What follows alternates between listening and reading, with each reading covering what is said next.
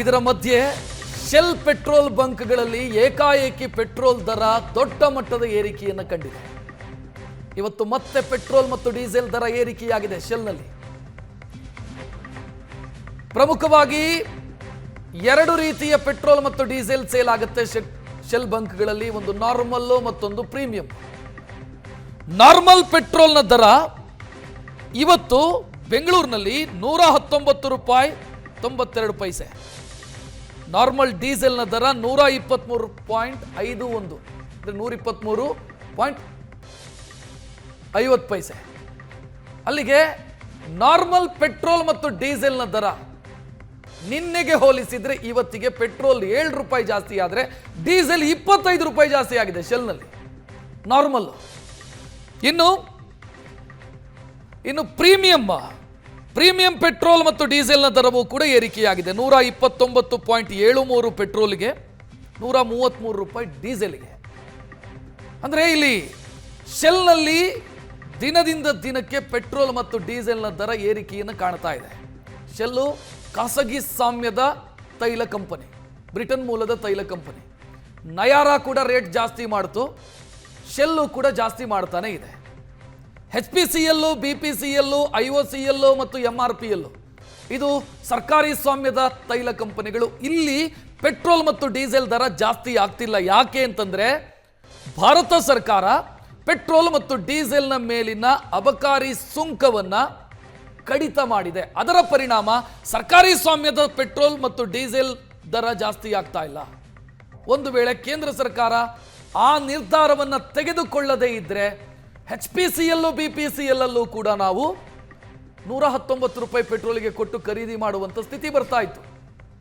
ಕೇಂದ್ರ ಸರ್ಕಾರ ಸಕಾಲಿಕ ನಿರ್ಧಾರವನ್ನು ತೆಗೆದುಕೊಂಡಂತ ಪರಿಣಾಮ ಈ ಸ್ಥಿತಿ ಸಾಮಾನ್ಯ ಜನರಿಗಿಲ್ಲ. ಯಾಕಂತಂದ್ರೆ ಶೆಲ್ಲಲ್ಲಿ ಪೆಟ್ರೋಲ್ ಹಾಕೋದು ಯಾರು ಅಂತಂದ್ರೆ ನನ್ನ ಗಾಡಿಗೆ, ನನ್ನ ಕಾರಿಗೆ, ನನ್ನ ಬೈಕಿಗೆ ನಾನು ಶೆಲ್ ಪೆಟ್ರೋಲ್ ಮಾತ್ರ ಬಳಸ್ತೀನಿ ಅಂತ, ಅದನ್ನ ಮಾತ್ರ ಬಳಸ್ತೀನಿ ಅಂತ ಯೋಚಿಸುವಂತ ಒಂದು ಗ್ರಾಹಕ ವರ್ಗ ಶೆಲ್ಲನ್ನು ಅವರು ಮಾತ್ರ ಬಳಸ್ತಾರೆ, ಸೀಮಿತ. ಆದರೆ HPCL, BPCL ಸರ್ಕಾರಿ ಸ್ವಾಮ್ಯದ ಪೆಟ್ರೋಲ್ ಬಂಕ್ಗಳಲ್ಲಿ ಎಲ್ಲರೂ ಕೂಡ ಪೆಟ್ರೋಲ್ ಹಾಕಿಸ್ಕೊಳ್ತಾರೆ, ಡೀಸೆಲ್ ಹಾಕಿಸ್ಕೊಳ್ತಾರೆ. ಅಂದರೆ ಸಾಮಾನ್ಯ ಜನ ಪ್ರೀಮಿಯಂ ಕ್ವಾಲಿಟಿ ಪೆಟ್ರೋಲನ್ನು ಕೆಲವೊಂದು ವರ್ಗ ಮಾತ್ರ ಬಳಸುತ್ತೆ. ಇಲ್ಲಿ ಪ್ರಶ್ನೆ ಇರೋದಿಷ್ಟೇ, ಒಂದು ವೇಳೆ ಕೇಂದ್ರ ಸರ್ಕಾರ ಟ್ಯಾಕ್ಸ್ ಅನ್ನು ಕಡಿಮೆ ಮಾಡದೇ ಇದ್ದರೆ ಸಾಮಾನ್ಯ ಜನರಿಗೂ ಕೂಡ ಇದೇ ರೀತಿ ಬೆಲೆ ಏರಿಕೆಯ ಹೊಡೆತ ಬೀಳ್ತಾ ಇತ್ತು. ಇವತ್ತು ಶೆಲ್ನಲ್ಲಾಗಿರುವಂಥ ದರ ಏರಿಕೆ HPCL, BPCL ಅಲ್ಲೂ ಆಗ್ತಾ ಇತ್ತು, MRPL ಪೆಟ್ರೋಲ್ ಬಂಕ್ಗಳಲ್ಲೂ ಜಾಸ್ತಿ ಆಗ್ತಾ ಇತ್ತು. ಕೇಂದ್ರ ಸರ್ಕಾರದ ನಿರ್ಧಾರದ ಕಾರಣಕ್ಕಾಗಿ ಅದು ಇಲ್ಲದಾಗಿದೆ. ಗಮನಿಸ್ತಾ ಇದ್ದೀರಿ, ಶೆಲ್ಲಲ್ಲಿ 25 ರೂಪಾಯಿ ಡೀಸೆಲ್ಗೆ ರೇಟ್ ಜಾಸ್ತಿ ಆಗಿರೋದು, 7 ರೂಪಾಯಿ ಪೆಟ್ರೋಲ್ಗೆ ರೇಟ್ ಜಾಸ್ತಿ ಆಗಿದೆ ನಾರ್ಮಲ್. ಇದರ ಬಗ್ಗೆ ನಮ್ಮ ಪ್ರತಿನಿಧಿ ಪ್ರತ್ಯಕ್ಷ ವರದಿ ನೀಡಿದ್ದಾರೆ, ನೋಡೋಣ.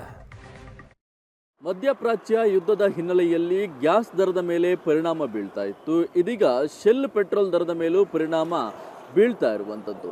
ಕಳೆದ 15 ದಿನದಲ್ಲಿ 4ನೇ ಬಾರಿಗೆ ಶೆಲ್ ಪೆಟ್ರೋಲ್ ಹಾಗೆ ಡೀಸೆಲ್ ದರ ಏರಿಕೆಯನ್ನು ಕಂಡಿದೆ. ಪ್ರಸ್ತುತ ನಾನಿವಾಗ ಓಕ್ಲಿಪುರಂ ಬಳಿ ಇರುವಂತಹ ಒಂದು ಶೆಲ್ ಪೆಟ್ರೋಲ್ ಬಂಕ್ನ ಮುಂಭಾಗದಲ್ಲಿದ್ದೇನೆ. ಒಟ್ಟಾರೆಯಾಗಿ ಮಧ್ಯಪ್ರಾಚ್ಯ ಯುದ್ಧದ ಕಾರಣದಿಂದಾಗಿ ಕಳೆದ 15 ದಿನದಲ್ಲಿ 4ನೇ ಬಾರಿಗೆ ಪೆಟ್ರೋಲ್ ಮತ್ತು ಡೀಸೆಲ್ ದರದಲ್ಲಿ ಏರಿಕೆ ಕಂಡು ಬರ್ತಾ ಇರುವಂಥದ್ದು.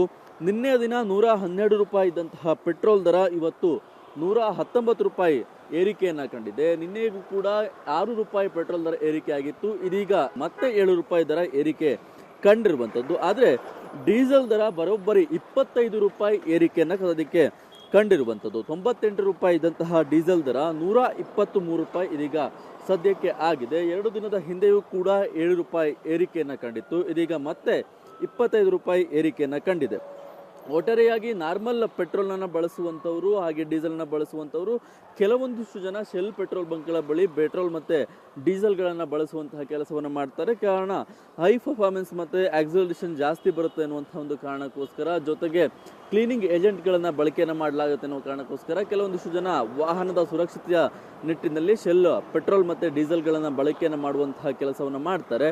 ಆದರೆ ಇದೀಗ ಪದೇ ಪದೇ ಶೆಲ್ ಪೆಟ್ರೋಲ್ನ ಡೀಸೆಲ್ ಮತ್ತು ಪೆಟ್ರೋಲ್ನ ದರ ಏರಿಕೆ ಕಾಣ್ತಾ ಇದೆ. ಅದರಲ್ಲೂ ಕೂಡ 6-7 ರೂಪಾಯಿ ಹಾಗೆ ಡೀಸೆಲ್ ದರ ಏಕಾಏಕಿ 25 ರೂಪಾಯಿ ಏರಿಕೆಯನ್ನು ಕಂಡಿರುವಂತಹ ಕಾರಣದಿಂದಾಗಿ ಬಳಕೆಯನ್ನು ಮಾಡೋದಕ್ಕೆ ಗ್ರಾಹಕರಿಗೆ ಒಂದಿಷ್ಟು ಸಮಸ್ಯೆಗಳು ಎದುರಾಗ್ತಾ ಇದೆ. ಇದೀಗ 15 ದಿನದಲ್ಲೇ 4ನೇ ಬಾರಿ ಏರಿಕೆಯನ್ನು ಕಂಡಿದೆ. ಇನ್ನೇನಾದರೂ ಮತ್ತೆ ಕುಸಿತ ಕಾಣುವಂತಹ ಸಾಧ್ಯತೆ ಇದೆಯಾ ಅಥವಾ ಮತ್ತೆ ಏರಿಕೆ ಆಗ್ತಾ ಹೋಗುತ್ತಾ ಅನ್ನೋದು ಸದ್ಯಕ್ಕೆ ಪ್ರಶ್ನೆ ಆಗಿರುವಂಥದ್ದು. ಕ್ಯಾಮ್ರಾ ಪರ್ಸನ್ ನವೀನ್ ಪೂಜಾರಿ ಜೊತೆಗೆ ಶರತ್, ಏಷ್ಯಾನೆಟ್ ಸುವರ್ಣ ನ್ಯೂಸ್, ಬೆಂಗಳೂರು.